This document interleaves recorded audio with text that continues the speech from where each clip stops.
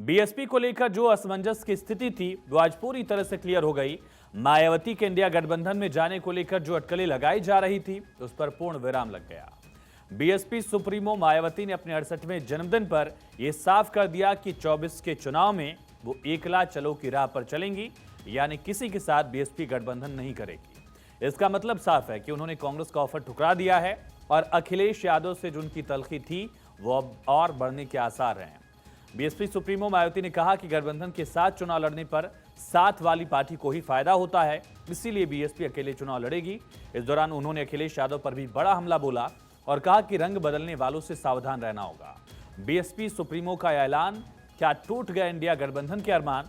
क्या विपक्ष के लिए बड़ा झटका है? क्या मोदी विरोध में जो अलायंस बना है उसका ये एक बड़ा फैक्टर इसमें दिखेगा? उस अलायंस को इसका खामियाजा भरना पड़ेगा?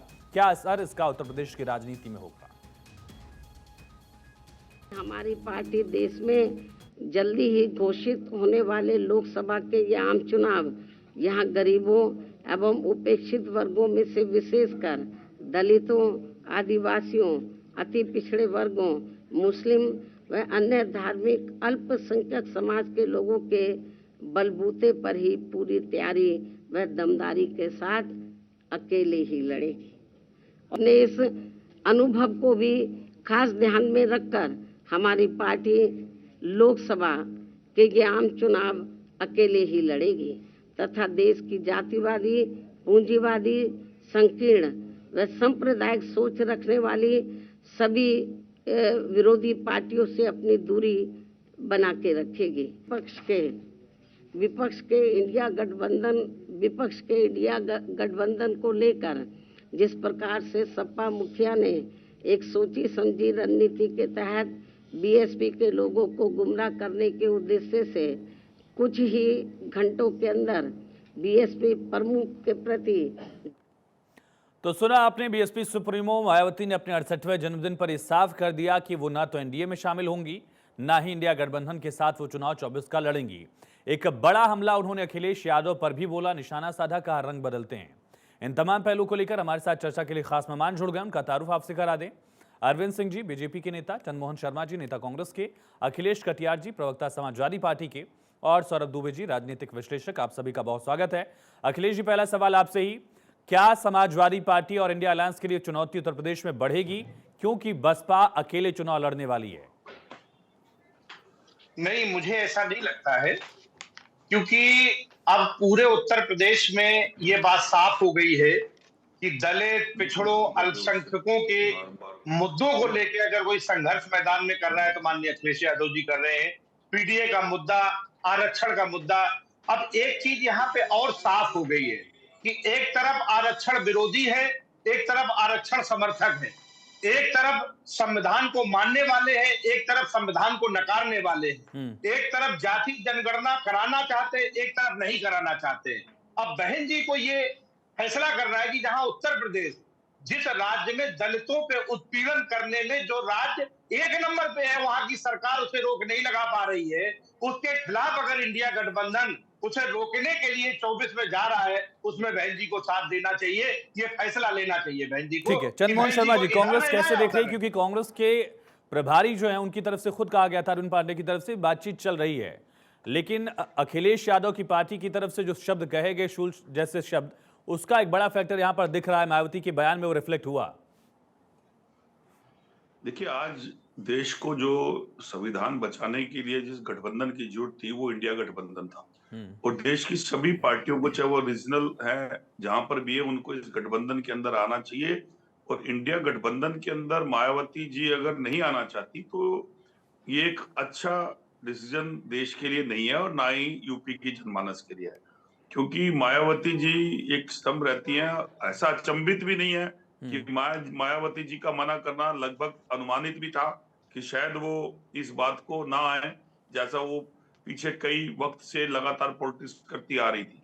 लेकिन अगर वो फिर भी अपने आप को गठबंधन के साथ लेके आती हैं तो एक अच्छा देश की राजनीति के लिए सुदृढ़ और मजबूत एक स्तंभ बन सकते हैं। अब लेकिन अगर बसपा ये डिसीजन करते बैठी और करना चाहती है तो इससे भी किसी भी और पार्टी को कोई अचंभित होने की आवश्यकता नहीं है, क्योंकि ऐसा अनुमानित था और लग भी रहा था। तो ये तो मायावती जी ने इसको अपनी बात को प्रमाणित करके सिद्ध कर रहा है। अरविंद जी, आज के इस स्टेटमेंट से आप लोगों में थोड़ी खुशी तो जरूर होगी, क्योंकि अगर बीएसपी साथ लड़ती तो फिर 19 जैसी स्थिति होती, जहां बीजेपी के लिए 14 के मुकाबले चैलेंज ज्यादा था। देखिए, अटल बिहारी वाजपेयी जी के 2 लाइनों से अपनी बात में रखूंगा। उन्होंने लिखा है कि नियत नटी की लीला प्यारी, सब कुछ स्वाहा की तैयारी, अभी चला 2 कदम कारवां, साथी छूट गया मितवा रूठ गया।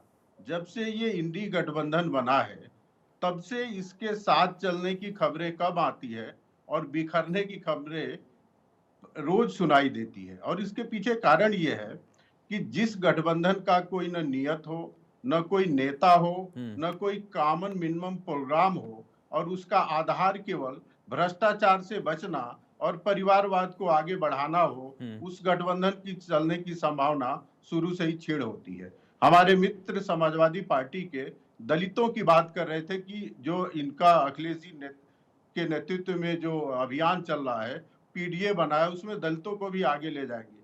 कितनी हास्यास्पद बात है। जब जब समाजवादी पार्टी की गवर्नमेंट उत्तर प्रदेश में आई है, सर्वाधिक अत्याचार दलितों के साथ हुआ है। और उत्तर प्रदेश में दलितों की सबसे बड़ी नेता कुमारी बहन मायावती के साथ भी बलात्कार करने और उनके हत्या करने का प्रयास समाजवादी पार्टी के गुंडों ने ही किया है, जिन पे अभी भी केसेस चल रहे हैं और मायावती जी ने बोला है। हमारे मित्र यहाँ बैठे हैं कांग्रेस के, वो लोकतंत्र की दुहाई दे रहे हैं। इस देश में यदि लोकतंत्र स्थगित हुआ है और किसी ने प्रतिबंधित किया है, तो कांग्रेस ने किया है इमरजेंसी लगाकर 1975 में। ठीक है। तो हाथी के दांत दिखाने के कुछ और होते हैं, खाने के कुछ और होते हैं। जब ये सरकार में होते हैं तो जिन चीजों की बात ये कर रहे हैं, जिनकी दुहाई दे रहे हैं, वो कभी ध्यान में नहीं। अपने अपने मुद्दे हैं। सौरभ जी, मैं आपके पास आऊंगा आखिर में, और उसका बड़ा मकसद यही है कि सारी पार्टियों का रुख भी साफ हो जाए और एनालिसिस भी हो। एक राजनीतिक विश्लेषक होने के नाते कैसे आप देख रहे हैं? खास करके मुझे वो उपचुनाव उत्तर प्रदेश का याद आता है, जहां आजमगढ़ और रामपुर दोनों जगह पर एक साथ उपचुनाव हुए थे, और आजमगढ़ में बीएसपी ने अपना कैंडिडेट गुड्डू जमाली को उतारा था, उसके बावजूद समाजवादी पार्टी की वहां पर हार हुई, और रामपुर में नहीं उतारा, वहां पर भी हार हुई थी। तो बीएसपी ने एक तरह से शोकेस करने की कोशिश की कि देखिए, हमारी वजह से गठबंधन का उम्मीदवार या सपा का उम्मीदवार नहीं आ रहा, उसके अलग फैक्टर्स हो सकते हैं। अब वही फैक्टर्स 24 के चुनाव में कितना बड़ा मुद्दा होंगे जब मायावती अकेले चुनाव लड़ने का ऐलान करती हैं? देखिए आयुष जी, जब हम मायावती जी की बात करते हैं तो मायावती जी ने हमेशा से उत्तर प्रदेश की राजनीति की है और कई लंबे वर्षों से 2 बार मुख्यमंत्री भी रही वो जो है, और वो बहुत ही परिपक्व नेता मानी जाती हैं। वो उनका डिसीजन कभी भी ऐसा हमको देखने को नहीं मिला कि उनका निर्णय ऐसा रहा हो जो उनके लिए आत्मघाती रहा हो। हमेशा से उन्होंने, अगर भारतीय जनता पार्टी के सहयोग से मुख्यमंत्री बन करके रही, तो भी उनका निर्णय जो है बहुत सूझबूझ वाला था। एक अखिलेश यादव जी की पार्टी से जब गठबंधन बना तो वो भी बहुत सूझबूझ वाला था, क्योंकि उसमें 10 सीटें मायावती जीत करके आती हैं और 5 सीटों पर जो है वो समाजवादी पार्टी सिमट जाती है। तो मायावती जी जो है वो, उनकी परिपक्वता ये दर्शाती है कि वो किसी भी जल्दीबाजी में कोई कदम नहीं उठाते। अब जब चुनाव बिल्कुल नजदीक है, जनवरी का आधा महीना निकल चुका है, आज 15 तारीख हम लोग बैठे हैं, तब आज उनके अपने जन्मदिन पर आकर के उन्होंने एक बयान दिया कि भैया हमारा कोई किसी से गठबंधन नहीं होगा, जो बहुजन समाज पार्टी है वो अपने बलबूते पे अपने कार्यकर्ताओं के, अपने कैडर के बिहाफ पर चुनाव लड़ने जाएगी। ठीक है, अब जिस प्रकार से एक इंडी गठबंधन की बात हो रही है, सिर्फ और सिर्फ जो है बिना मुद्दों के बना हुआ ये गठबंधन जो है अभी तक एक दूसरे को संतुष्ट नहीं कर पा रहा है। एक दूसरी पार्टियां हैं उनसे जो है संतुष्ट नहीं हो पा रही हैं, और समाजवादी पार्टी जो है वो कांग्रेस को उत्तर प्रदेश में जो भी सीट दे देगी, कांग्रेस कुछ भी डिमांड करे, लेकिन मुझे लगता है उत्तर प्रदेश के अंदर चूंकि कांग्रेस को कोई अस्तित्व नहीं है, उनके पास मात्र 2 सीटें हैं, तो कांग्रेस 5 सीटों पर भी मान जाएगी और लड़ने को तैयार रहेगी। फिर भी न जाने क्यों अखिलेश यादव जी और कांग्रेस का गठबंधन अभी तक नहीं बन पा रहा है।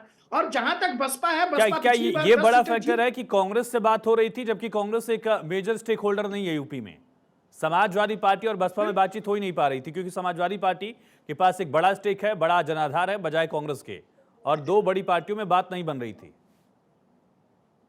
जी बिल्कुल, देखिए शुरू से हमने देखा है कि समाजवादी पार्टी और बसपा जब पिछले चुनाव में एक साथ थे और उसके बाद से अलग हुए, तो चूंकि उसमें जो है अपरिपक्वता अखिलेश यादव जी की सामने आई थी, और एक तरह से आप देखिए कि अखिलेश यादव जी को जो है सत्ता जो है वो स्वर्गीय मुलायम सिंह यादव ने सौंपी है।